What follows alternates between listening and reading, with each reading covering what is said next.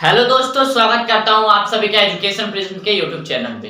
दोस्तों, आज की इस वीडियो में हम फिजिक्स के एक नए चैप्टर के साथ जुड़े हुए हैं जिसका नाम है मोशन इन 1D, जिसको हम मोशन इन स्ट्रेट लाइन या काइनेमेटिक्स वन डायमेंशनल कहते हैं। ठीक है, तो सबसे पहले बात करें मोशन की। तो मोशन क्या होता है? तो मोशन आप क्लास 6-7 से पढ़ते आ रहे हैं कि the change in position with respect to time, यानी कहने का मतलब ये है कि टाइम यानी कि समय के अनुसार कोई भी ऑब्जेक्ट अपना स्थान या पोजीशन या जगह चेंज कर रहा है, उसी को क्या कहते हैं? मोशन। उसके बाद हम अगले टॉपिक पे आए तो है हमारा रेक्टिलिनियर मोशन, जो आपने क्लास 10th में, 10th नहीं उसके पहले पढ़ चुका है। ठीक है, तो रेक्टिलिनियर मोशन क्या होता है? Motion along a straight line. जो मोशन होगा वो हमेशा स्ट्रेट लाइन में होगा, उसी को क्या कहते हैं? Rectilinear motion. तो अब हम आते हैं अपने असली टॉपिक पे। देखिए, उसे लिखने की कोई हमें आवश्यकता नहीं है। अब आते हैं हम, इसको भी आपने क्लास 10th से पहले पढ़ चुका है, स्केलर क्वांटिटी।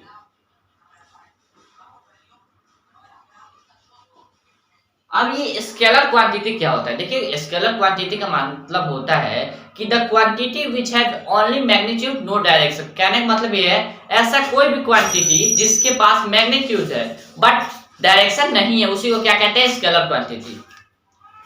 स्केलर क्वांटिटी क्या आपका? Quantity which has only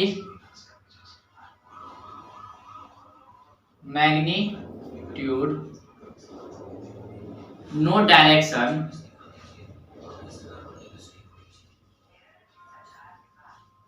is known as scalar quantity। ठीक है, स्केलर क्वांटिटी है quantity which have only magnitude, ऐसा क्वांटिटी जिसके पास सिर्फ मैग्नीट्यूड हो और डायरेक्शन नहीं है, उसी को क्या कहते हैं? Scalar quantity. एग्जांपल की बात करें तो आपका हो जाएगा पाथ लेंथ। ठीक है, पाथ लेंथ और स्पीड हो जाएगा आपका ETC। ठीक है, अब बात करते हैं वेक्टर क्वांटिटी की। Vector quantity. अब ये वेक्टर क्वांटिटी क्या है? देखिए, वेक्टर क्वांटिटी का मतलब होता है quantity which have magnitude as well as direction. ऐसा क्वांटिटी जिसके पास डायरेक्शन भी हो और मैग्नीट्यूड भी हो, उसी को क्या कहते हैं? Vector quantity. ठीक है,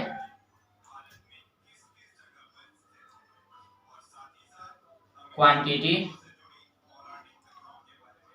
which have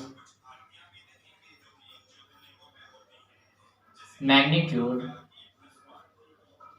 as well as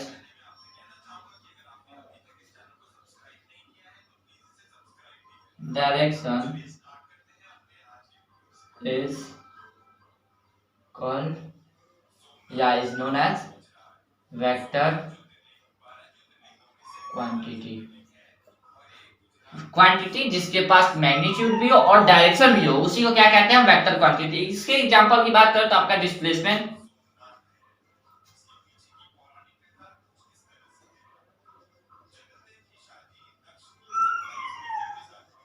ये हो जाएगा आपका डिस्प्लेसमेंट, वेलोसिटी और ETC एक्सेट्रा। देखिए, ये हो गया आपका स्केलर क्वांटिटी और वेक्टर क्वांटिटी। ठीक है, अब हम बात करते हैं आपके पाथ लेंथ की। ठीक है, यहां से हमारा जो कहना है मतलब ये है कि हम कह सकते हैं कि यहां से हमारा जो टॉपिक है, जो क्लास 10th 11th में दिया हुआ है, वो स्टार्ट हो रहा है यहीं से। तो ये जो था वो बेसिक था। बेसिक बताने का मतलब ये था कि आपने जो पास्ट में किया उससे मैटर नहीं करता है, अगर आप जो प्रेजेंट में कर रहे हैं वो आपके फ्यूचर पे डिपेंड करेगा। ठीक है,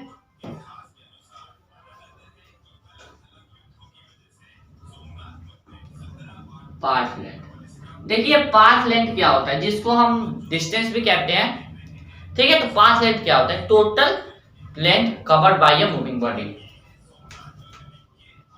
टोटल लेंथ को डिस्टेंस यहां लिख देते हैं, distance covered by a moving body. ठीक है। और दूसरे टॉपिक की बात करें, it is non zero. Non zero का मतलब है कभी जीरो नहीं हो सकता। हमने आपको पाथ लेंथ यानी कि डिस्टेंस और डिस्प्लेसमेंट है डिफरेंस यानी difference between path length and displacement का वीडियो बना चुका है। तो अगर आपने नहीं देखा है तो हमारे यूट्यूब चैनल पे जाके देख सकते हैं, इसलिए हम ज्यादा इसमें नहीं बताएंगे। अगर नहीं देखा है तो देख लीजिएगा, और देखा है तो कोई बात ही नहीं है। पाथ लेंथ, अब आता है आपका डिस्प्लेसमेंट।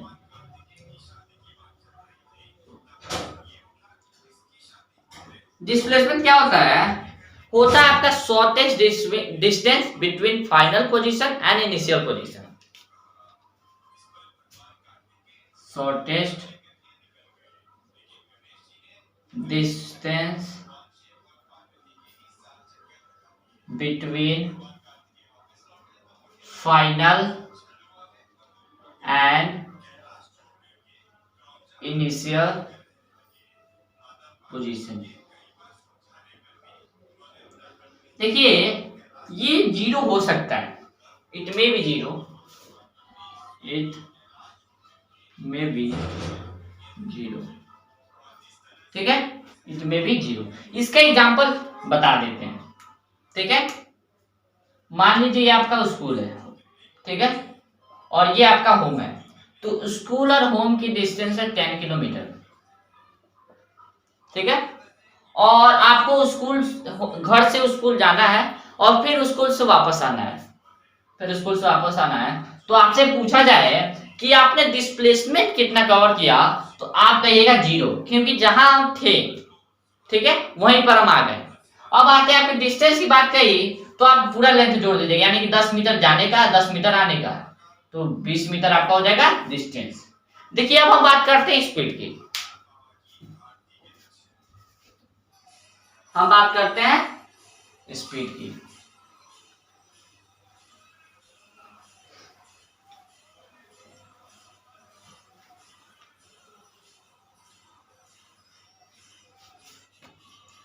अब आपका स्पीड क्या होता है?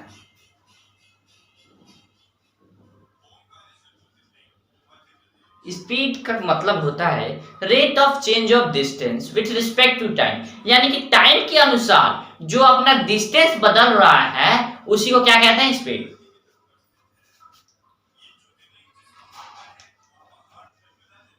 Rate of change in distance with respect to time, ठीक है, उसी को क्या कहते हैं? स्पीड। देखिए स्पीड निकालने का फॉर्मूला होता है आपका speed is equal to total distance upon total time, यानी कि distance upon time, distance upon time. अब बात करते हैं वेलोसिटी की।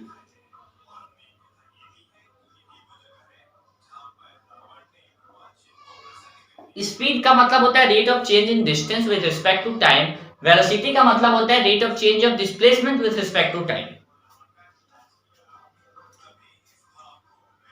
Rate of change in displacement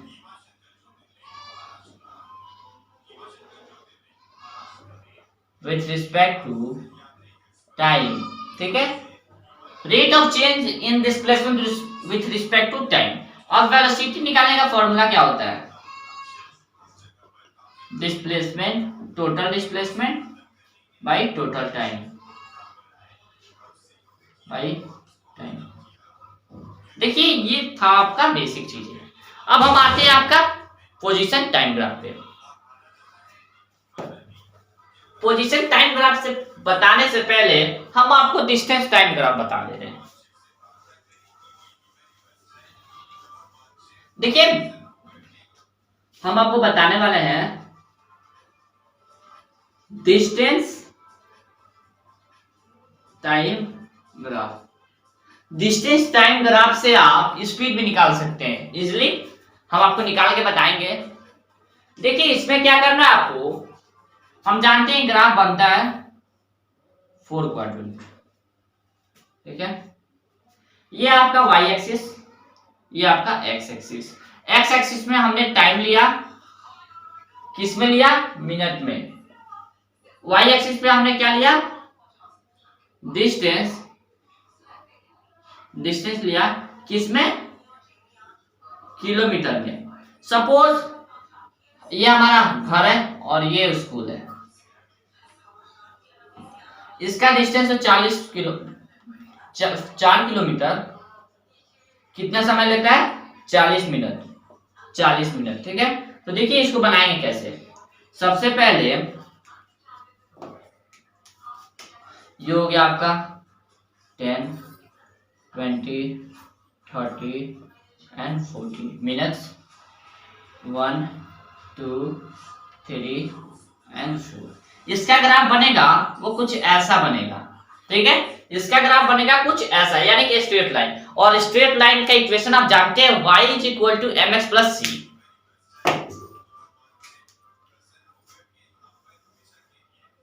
straight line का फॉर्मूला क्या होता है, y is equal to m x plus c. m क्या है आपका, m है आपका स्लोप, ये क्या आपका c intercept, intercept on y axis, intercept on y axis, ठीक है। देखिए कुछ ऐसा बनेगा, और ये आपका सपोज हमने परपेंडिकुलर बना दिया, ये हमने क्या बनाया, परपेंडिकुलर, ठीक है।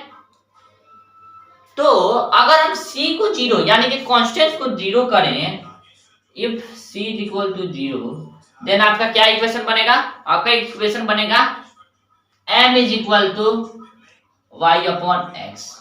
ये आपका कुछ इक्वेशन बनेगा। ये हो गया आपका स्लोप, और स्लोप क्या होता है आपका, inclination of line, inclination on line, inclination of line.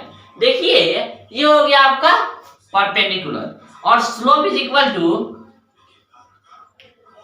tan theta होता है, याद रखिएगा। और tan theta is equal to perpendicular upon base, जैसा कि हम जानते हैं, ठीक है। और परपेंडिकुलर, परपेंडिकुलर यानी कि इसके सामने वाला, और हमेशा जो थीटा लेंगे, यहां पे लिख दे रहे हैं, बहुत ही ज्यादा इंपॉर्टेंट है, we always taken theta in anti clockwise direction, anti clockwise direction, ठीक है, एंटी क्लॉकवाइज डायरेक्शन। ये था आपका स्लोप, स्लोप होता है आपका tan थीटा। तो देखिए यहाँ पे 0 0 है, ये क्या आपका 0 0, यानी कि S2, ये आपका सपोज S2 हमने लिया final, S2 final distance minus initial distance upon final time minus initial time, final time minus initial time, ठीक है। इसका क्या है, final S2 4 minus 0 upon T2 कितना है 40 और T1 0, 40 माइनस 0, ठीक है। यानी कि इसको इधर हम सॉल्व करें, 4 upon 40 that is equal to 1 upon 40 है 10, 1 अपॉन 10। ये था आपका कुछ स्लोप। अब देखिए हम इससे स्पीड कैसे निकालेंगे। हम अपने आपको बताया कि डिस्टेंस टाइम ग्राफ से हम स्पीड निकाल सकते हैं। देखिए कैसे,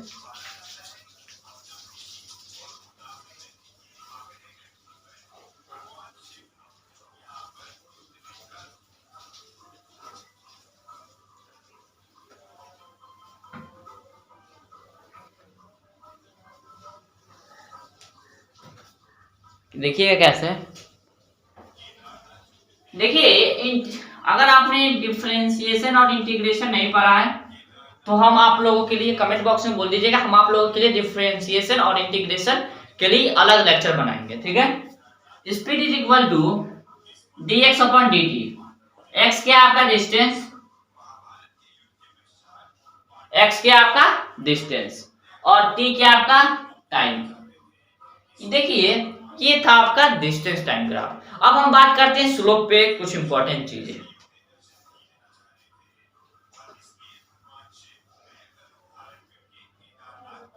देखिए हम बात करते हैं स्लोप पे। स्लोप स्लोप क्या होता है, हमने आपको बताया इंक्लिनेशन ऑफ लाइन। देखिए हम आपको कुछ चीजें बताना चाहते हैं। सपोज ये हमारा स्लोप है, तो देखिए यहाँ पे जो स्लोप है वो इधर से कम दिख रहा है ना, ठीक है। वही इसको हम इधर बढ़ाते जाएं बढ़ाते जाएं बढ़ाते जाएं, ज्यादा हो गया।